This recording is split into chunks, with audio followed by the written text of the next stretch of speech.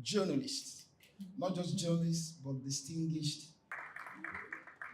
a one-time secretary of the Nigerian Guild of Editors, which I happen to be a proud member of, is also here in our midst. Mrs. Victoria Ibanga. Can we give her a round of applause? Distinguished ladies and gentlemen, also seated here is Mr. Daniel Obi from Business Day. Can we give him a round of applause?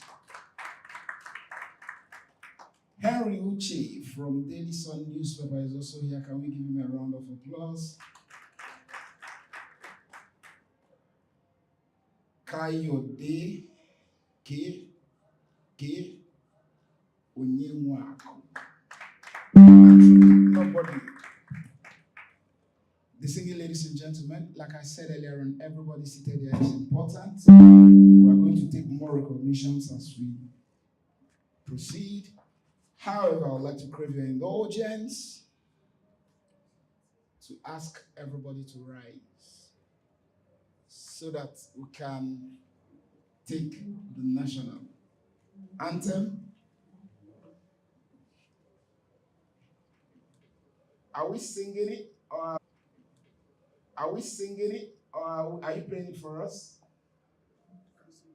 We can sing it. Okay. You know, where I am standing, I can see everybody. I know that as we are singing, some people doing. So I'll be taking record. So we'll go at the count of 3. 1, 2, 3. Nice.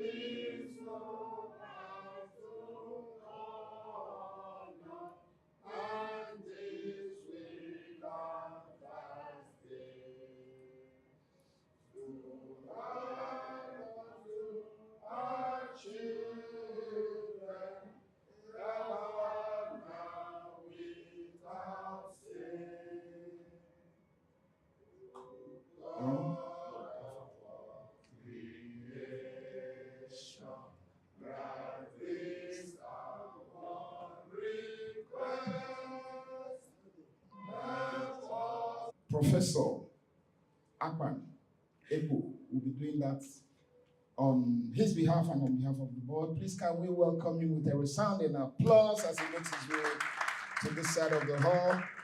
Thank you very much. Thank you.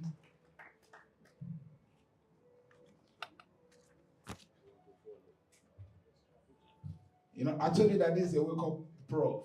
Look at what prof is wearing now. You know that prof. Yeah, right. I've been a prof at 34, so. Yay. That time see they do Arabic. Thank you. The chairperson of this occasion, Dr. Mrs. C.J. Tedema, the keynote speaker, Mr. Olufemi Awoyemi, distinguished ladies and gentlemen, let me stand by already established protocol. The chairman of the board, Mr. NSAB, unavoidably absent, is outside the country. So I'm here to deliver his welcome address. Will not be adulterated. The voice is mine, but the speech is from Mr. NSAB. So, ladies and gentlemen, welcome to the inaugural edition of the Next Money Top 100 Companies Awards. This event is sponsored by the Center for Financial Journalism, the publishers of Next Money. Our core mission is to recognize distinguished companies in Nigeria. Today, we're not just gathered for a ceremony, we are here to honor the tenacity of businesses that have helped shape the foundation's landscape. The next Money Awards are not based on public perception or product popularity. Instead, we have developed our evaluation model using criteria such as financial performance, market penetration, strategic presence, corporate social responsibility, and adherence to environmental, social, and governance principles. Finally, I would like to extend my heartfelt congratulations to all our awardees. This recognition is a testament to your leadership in your respective fields. I also want to thank the Next Money team for their dedication and hard work in developing this program. Thank you all.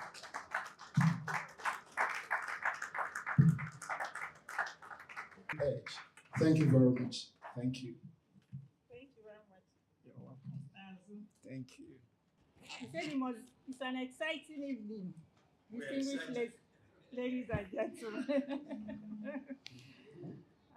I'll stand on existing protocol. Ray Chebiri, Editor-in-Chief of Next Money, distinguished journalists, and distinguished personalities seated here, whom Azu has generously introduced. A round of applause. So as we are gathered today at this venue, we are not just celebrating the performance of our top companies.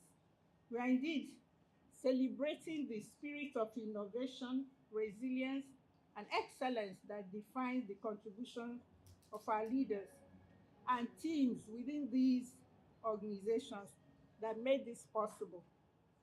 Our country, Nigeria, is a land of immense potential, no doubt. Its vibrancy, woven from diverse cultures and talents and aspirations, have made this possible, and we must be proud of it. I'm one of those that would like to see the glass as half full rather than half empty.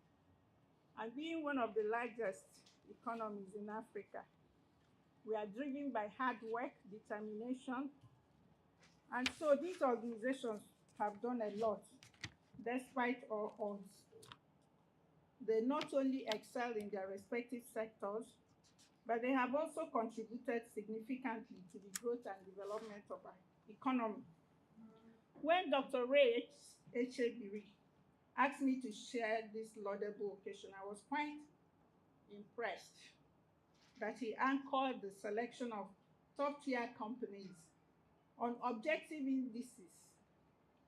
Quite impressed because many awards abound in our country and elsewhere, where you see that those awards are awards that you cannot even vouch for in terms of their veracity. Echebiri with great admiration, because against all odds, he has diligently pursued his vision, making significant positive contributions in his chosen field. He continuously sought knowledge and shared it generously. So he's unrelenting, and I'm quite pleased that he has capped it up with a doctorate degree in business administration. Thank you for your rounds of applause, because he actually earned it. Congratulations, Dr. Echebiri. Thanks for also to your chair, even though he's not here. So as we embark on this journey of recognition, let us reflect on the qualities that make these companies stand out. The top 100 companies in Nigeria are not just leaders in their industries. They are pioneers who are shaping the future of our economy and society. In behavioral psychology, we note that any behavior that is rewarded, we are very happy that this behavior is hinged on ethical leadership, and this behavior is hinged on objectivity, and this behavior is also hinged on merit. And if we can promote things like that in our country will be better off for it. Because these companies are well regulated by Securities and Exchange Commission, and so we have all the indices well set up. So in a world that is constantly evolving, these companies have embraced change and adapted to new challenges. Otherwise, they won't be there, because you and I know how things are changing. Femi, we are just discussing about the things that are happening, that at times people like us that's on the other side of age would wonder, do we really still want to be part of all these changes? So for those companies to be able to do that, it means they've done a lot to catch up. So now we are looking at largest company in Nigeria in terms of assets, most profitable company, largest company by market capitalization, highest tax-paying company indices. Yes, they are positive indices, and they are there for everybody to compete. It doesn't mean that if you're the best today, you will be the best tomorrow, isn't it? So that helps. By so doing, you find out that the overall levels in terms of productivity, overall levels in terms of quality are enhanced. So he is doing something very unique. So if I may quote Henry Longfellow, he said, "The heights by great men reached and kept were not attained by sudden flight, but they were toiling upward by night." These organizations are peopled by distinguished gentlemen and ladies who wake up the wee hours of morning and continue diligently to work hard, and that is what has made them come tops today. I know some people would say in the days of AI, you only have to work smart. But I beg to say, since AI is doing not only information, it's not only giving us information or fact finding, it's also analyzing things for us. And in fact, not only analyzing, going to the level of critical thinking. But I dare say that it's still a tool in our hands for us to make whatever we can. And I mean, it doesn't take the place of emotional intelligence, it doesn't take the place of empathy, compassion, relationship building, and in fact, all that make us human. And I'm glad we are all seated here. The collaborations, networks, strategic partnerships that we built here today will help you go far. So I will not talk so much because I would like to really listen to our keynote speaker, Mr. Femi Awoyemi, MNI, who has refused to add FCIOD to his name, and which we can, take we can actually take it from him if he doesn't take. So Femi is a social entrepreneur of sorts who has remarkably contributed his quota. So I'm very, very glad to be one of you to sit down and listen to him, even as we celebrate these companies, their dedicated employers, innovative thinkers who have worked tirelessly. So I would like to close by also thanking the sponsors and partners who have helped Dr. Ray Chebiri to make this possible.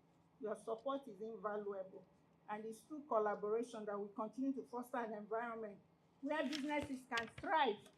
In fact, much more than this, I would say, because it's promoting the right things. Let us celebrate what is right with us. That is what we should be looking at. Because when you have some people coming up with ideas such as Ray has done today in terms of celebrating the right things, not the wrong things, then the progress would be quite obvious. So I wish you well, and we'll see what happens in the next 5 years. What must have shifted, the shifting sands of times in terms of technology, in terms of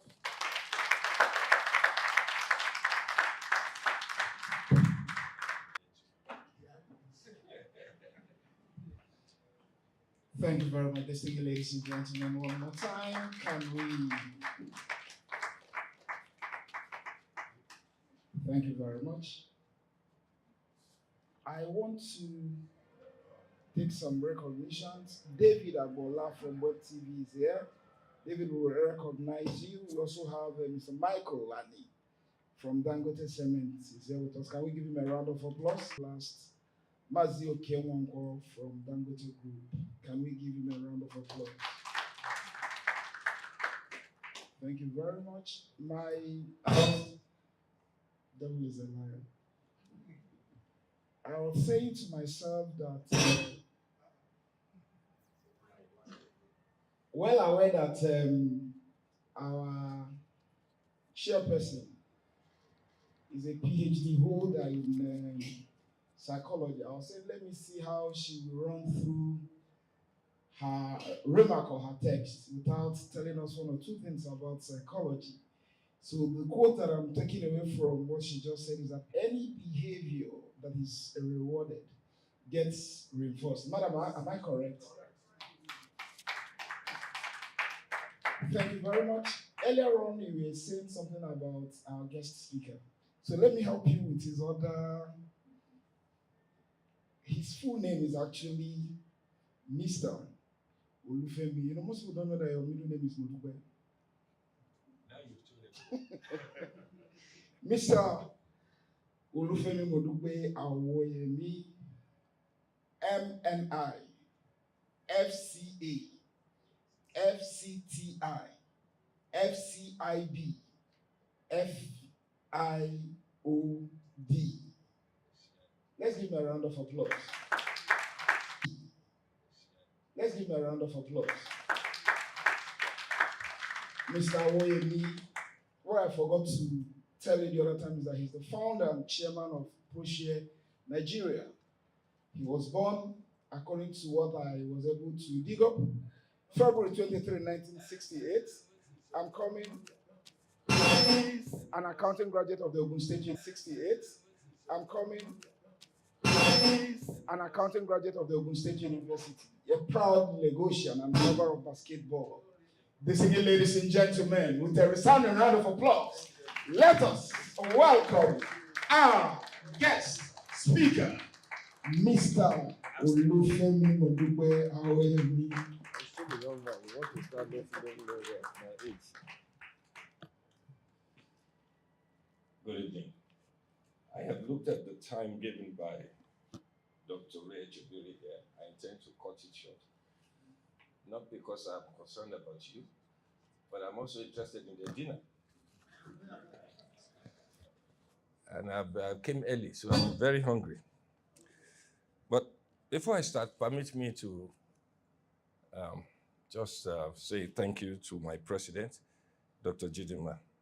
Every single association I've belonged to, she has always been there up ahead of me. I've tried to catch up with her. It is a failed task. I also have to acknowledge Professor Akpan Ekpo, who has shaped some of our thoughts in terms of economy and how we look at this country. And seated beside him is also Dr. Boniface as well. Those are people who came before us. It's always important that when we get opportunities, we should acknowledge those who came before us. I would also, in that light, also acknowledge Garba Korfe, the CEO of APT. I recently became a member of the Chartered Institute of Stockbrokers because people like him always refer to me as somebody on the outside. Now we are seated together. So on that note, let me say this. As a caveat, Dr. Ray Echebiri must have used some calculations to get me here. I'm in some regards the vice chairman of the board of governors of the Pearl Awards, who also offered the same awards. I had to take permission, and because I could only convince them that Dr. Echebiri and Next Money is also affiliated with us, and that what he stands for is too important to ignore. And as such, I have used that caveat because what I may say going forward, he will have to stomach it. My opening speech right away says one, awards offer no guarantee that fame they create will last. It is therefore important to put it in context whenever we come to events like this. As a nation, we have allowed the bearers of tall tales and bad news to become the pallbearers of our happiness as a people. We are focused on the plant instead of the soil that nourishes, and must now live with the inconvenient truth of our existence.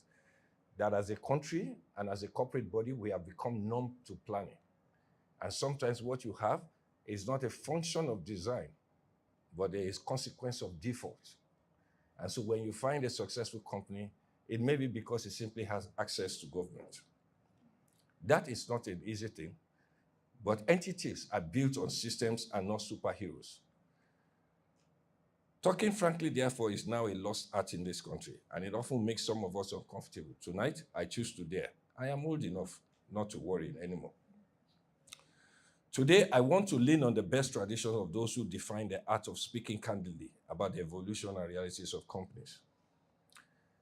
And I hope I can provide the context for the recipients of today's Next Money Awards under the leadership of Dr. Ray Echebiri, whom I fondly refer to as my editor. I therefore humbly appeal for your attention. See, a lasting company requires its management to think in terms of generations. Most managers in Nigeria simply left the room when they heard that, because it's very easier for them to think in terms of seasons rather than decades, to think in terms of cycles rather than trends. Trends, as we know, as analysts, represent a general direction, while cycles are the patterns that emerge from those trends. This absence of long-term strategic thinking has shown itself, and it has emerged in Nigeria. Gentlemen and ladies, in the field of corporate analysis, there is no such thing as an autopsy. Because when a company dies, the causes are usually known long before the fatal event happens. Pedro Nuno, now a professor emeritus at the IESE Business School and the founder and honorary president at the China-Europe International Business School, puts it best. He said, behind any process of corporate decline, there is an infinite string of deception. Quite often, we have produced business leaders in this country, some of whom are still in charge of the nation's polity, but we cannot point to the companies that they once managed and decided over. In essence, the awards bestowed upon them while they were in office can now and should be withdrawn. They were earned by building their houses on a pack of cars. And there are recent examples to further these observations. In some quarters, it is believed that genuine force majeure may have existed that makes a compelling case for a company to die or become extinct. While I think this is plausible, indeed possible, due to a misreading of trends, I'm quick to dismiss it, as it reveals a great deal about the quality of management that was in place, namely its inability to anticipate such a significant catastrophe. We humans, we tend to value outward appearance more than reality. We like praise more than proof.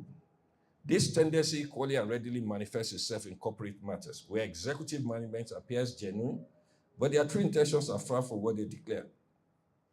The truth of the matter is, they often forget that even a dying company can, like a fallen tree, can still provide food.